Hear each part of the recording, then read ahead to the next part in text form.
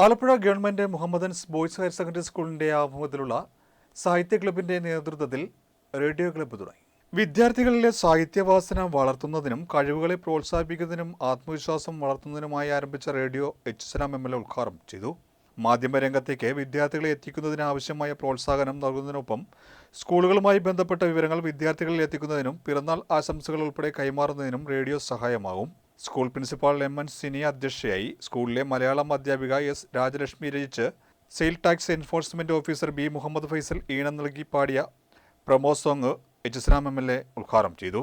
ആലപ്പുഴ നഗരസഭാ councillor Simi Shafi Khan, radio jockey Sooryananda, Anishet, Nyura, വിദ്യാർത്ഥികൾ എന്നിവർ ചടങ്ങിൽ പങ്കെടുത്തു. മനുഷ്യവികാസത്തിൻ്റെ ഏറ്റവും പ്രധാനപ്പെട്ട ഭാഗം എന്ന് പറയുന്നത് ഏറ്റവും നല്ല റോളൊരു കാര്യം എന്ന് പറയുന്നത് കമ്മ്യൂണിക്കേഷനാണ്. നേടുന്ന അറിവുകളെ മറ്റ് മനുഷ്യരിലേക്ക് പകർന്നു കൊടുക്കുക എന്നുള്ള വളരെ പ്രധാനമാണ്. എല്ലാ കണ്ടുപിടുത്തങ്ങളും എല്ലാ അറിവുകളും